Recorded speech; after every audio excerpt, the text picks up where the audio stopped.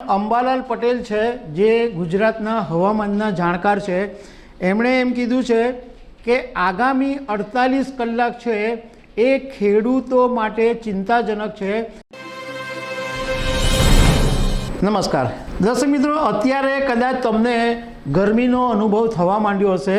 આમ આપણે જોવા જઈએ તો ઘણીવાર એવું સાંભળીએ કે જ્યારે શિવરાત્રિ આવે પછી ઠંડી જાય અને એ પછી ગરમી પડે, પરંતુ અત્યારે તો ગરમી આપણને અત્યારથી જ અનુભવવા માંડી છે। પણ અંબાલાલ પટેલ છે જે ગુજરાતના હવામાનના જાણકાર છે, એમણે એમ કીધું છે કે આગામી 48 કલાક છે એ ખેડૂતો માટે ચિંતાજનક છે, કારણ કે ભારે પવન ફૂંકાવાનો છે।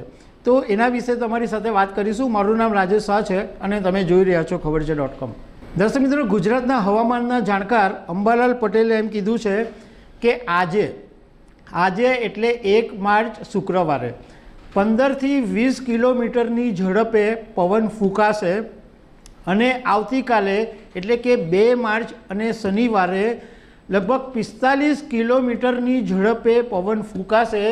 જે વાત ખેડૂતો માટે ચિંતાજનક છે, કારણ કે જે ઊભા પાક છે એ આ પવનને કારણે વળી જશે। હવે એમણે જે આગાહી કરી છે એમાં એમણે એમ કીધું છે કે 2 માર્ચ એટલે આવતીકાલે બનાસકાંઠા, મહેસાણા, પાટણ, કચ્છ, ઉત્તર ગુજરાત, સૌરાષ્ટ્ર, જૂનાગઢ, સુરેન્દ્રનગર, આવા, ડાંગ, વલસાડ આ બધા જે વિસ્તારો છે એમાં કમોસમી વરસાદ પડશે।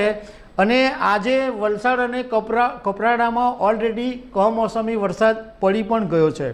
એમણે એવી આગાહી કરી છે કે 3 થી 6 માર્ચ સુધી રાત્રે ઠંડી પડશે અને ઉત્તર ગુજરાતમાં રાત્રે તાપમાન 60 ડિગ્રી જેટલું નીચું ચાલ્યું જશે।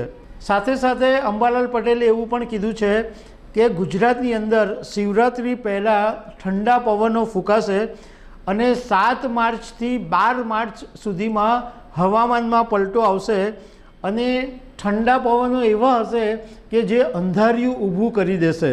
એ સાથે એમણે એમ પણ કીધું કે 14 તારીખથી 20 તારીખ એટલે 14થી 20 માર્ચ સુધી વાદળછાયું વાતાવરણ રહેશે અને કેટલાક વિસ્તારોની અંદર કમોસમી વરસાદ પડી શકે છે। 21 માર્ચ પછી સૂર્ય ઉત્તર ગોળાર્ધમાં આવશે અને 21 માર્ચ પછી સખત ગરમી પડશે, એટલે સખત તાપમાનનો આપણને અનુભવ થશે। હવે અત્યારે આજે વલસાડ અને કપરાડાની અંદર કમોસમી વરસાદ પડ્યો છે, જેને કારણે ખેડૂતોમાં ભારે ચિંતા ઊભી થઈ છે, કારણ કે કેરીના પાકને કારણે 45 હેક્ટરમાં જે કેરીનો પાક થઈ રહ્યો છે એને મોટું નુકસાન થવાની સંભાવના છે।